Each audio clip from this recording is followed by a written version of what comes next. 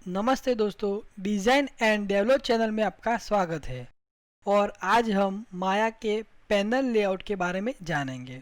दोस्तों, माया में बाईं तरफ जहां मेरा माउस कर्सर दिख रहा है वह है पैनल लेआउट। अभी जो पहला लेआउट दिख रहा है पैनल लेआउट में, अभी वही हमारा प्रोस्पेक्टिव व्यू है।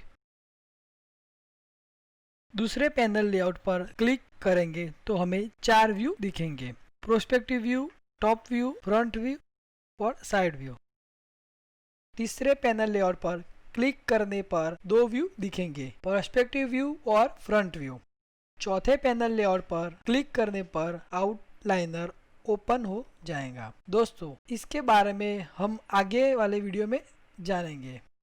आप यहाँ से भी व्यू चेंज कर सकते हैं। व्यू के ऊपर की तरफ जो पैनल दिख रहा है वहां जाकर ऑर्थोग्राफिक में जाकर आपको जो व्यू दिख रहा है, front view, side view, top view और न्यू दिख रहा है, वहां से आपको जो चाहे व्यू आप चेंज कर सकते हो।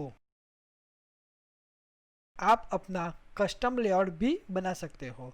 कस्टम लेआउट बनाने के लिए आप पहले विंडो में जाओ, उसके अंदर सेटिंग प्रेफरेंस का ऑप्शन दिख रहा है, उस पर जाओ। इसके अंदर पैनल एडिट का ऑप्शन है, उस पर क्लिक करने से पैनल बॉक्स ओपन हो जाएगा। उसमें एडिट लेआउट में जाएंगे। इसके अंदर 2 ऑप्शन दिए गए हैं, कॉन्फ़िगरेशन और कंटेंट्स। पहले हम कॉन्फ़िगरेशन में जाएंगे। कॉन्फ़िगरेशन में काफ़ी सारे ऑप्शन दिख रहे हैं। मैं उदाहरण के लिए सेकंड वाला ऑप्शन दिखा रहा हूँ। 2 पैन स्टैक के अंदर हमें 2 लेआउट दिख रहा है। पीछे की तरफ व्यू में एक प्रोस्पेक्टिव व्यू और दूसरा साइड व्यू, और हम इसको चेंज करते हैं। चेंज करने के लिए हम जाएंगे कंटेंट्स में, और वहाँ पर जो साइड व्यू है वहाँ पर मैं प्रोस्पेक्टिव व्यू कर रहा हूँ, और जहाँ साइड व्यू है मैं वहाँ पर ग्राफ एडिटर कर रहा हूँ। फिर जाएंगे लेआउट में, वहाँ जाकर मैं यह नाम दे रहा हूँ फॉर एनिमेशन।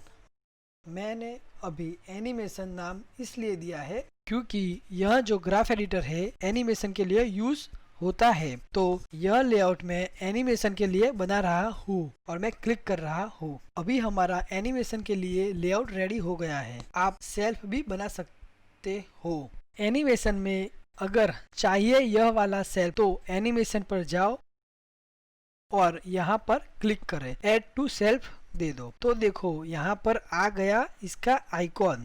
ये कैसे काम करेगा देखिए। अभी मैं प्रोस्पेक्टिव व्यू, और अब इसे बदल के अभी जो हमने नया सेल्फ बनाया है फॉर एनिमेशन, इस पर क्लिक कर रहा हूँ। तो देखो अभी वह प्रोस्पेक्टिव व्यू चेंज होकर जो हमने अभी बनाया था फॉर एनिमेशन वाला लेआउट वह आ गया है।